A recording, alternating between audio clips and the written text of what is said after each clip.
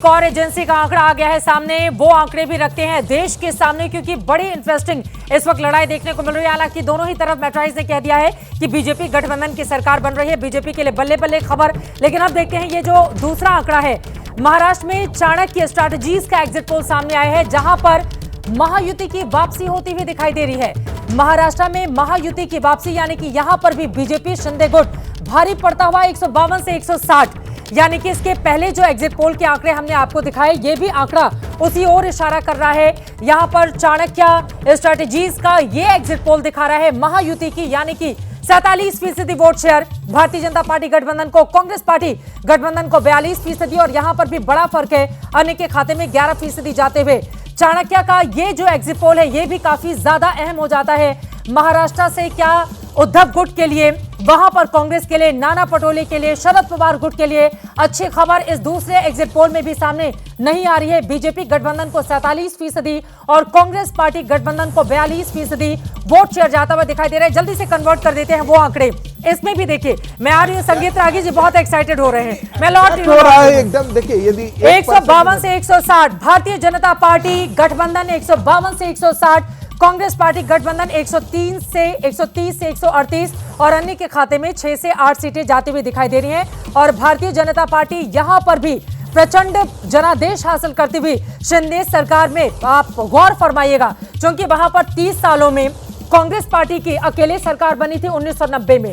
उसके बाद गठबंधन की सरकारों का दौर चला।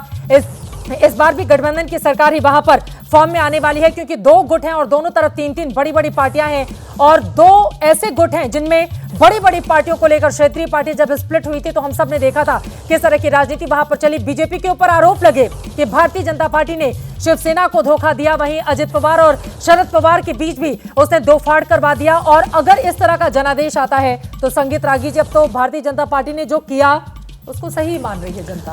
हालांकि ये एग्जिट पोल है। नहीं, मैं बिल्कुल कह रहा हूँ।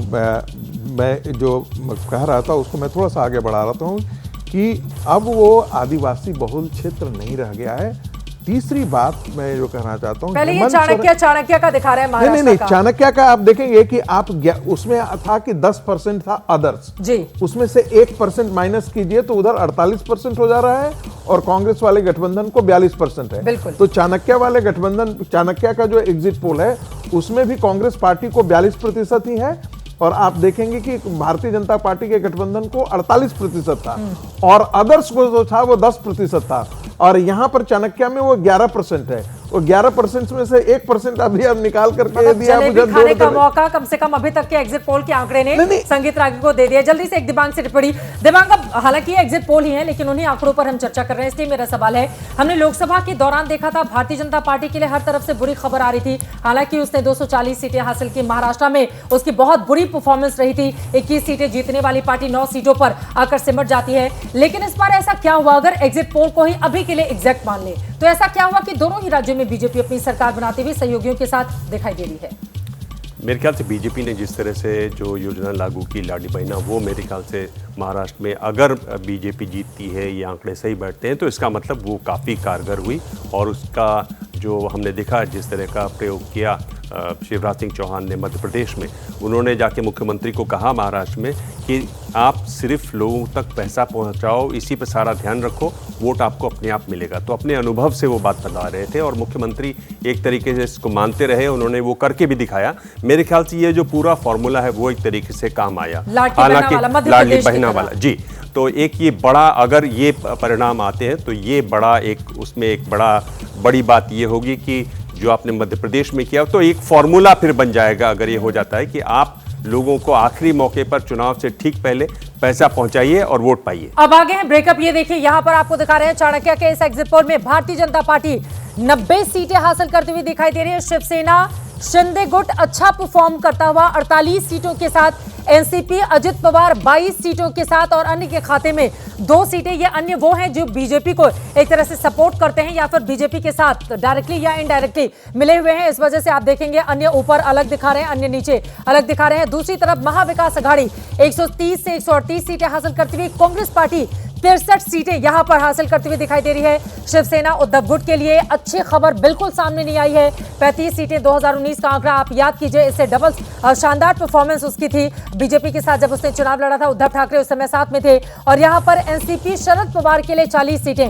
इसमें अगर आप देखेंगे कांग्रेस पार्टी सबसे ज्यादा सीटों पर चुनाव लड़ रही है, दूसरे नंबर पर शिवसेना और तीसरे नंबर पर एनसीपी है। उसके बावजूद आप देखिए एनसीपी शरद पवार शिवसेना उद्धव के मुकाबले अच्छा परफॉर्म करते हुए अगर चाणक्य के इस एग्जिट पोल में दिखाई दे रहे हैं, तो फिर ये आंकड़े क्या बता रहे हैं? उद्धव ठाकरे के लिए तो ये बहुत उदासी वाली खबर सामने आ गई।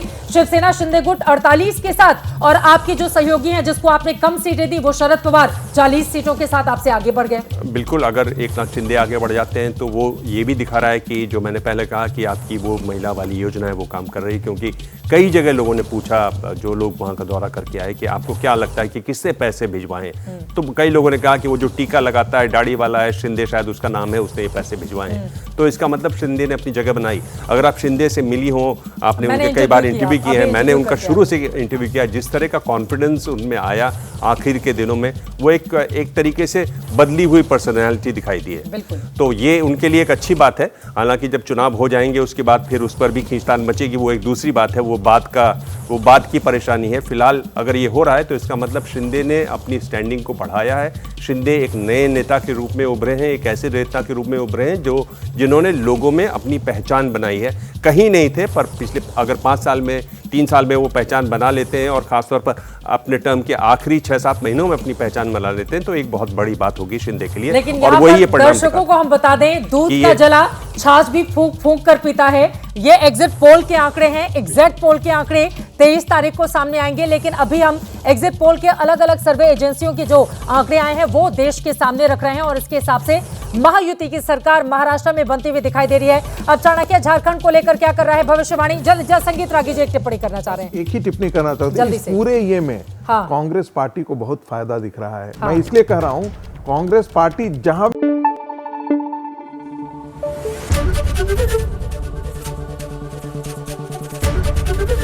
एबीपी न्यूज आपको रखे आगे।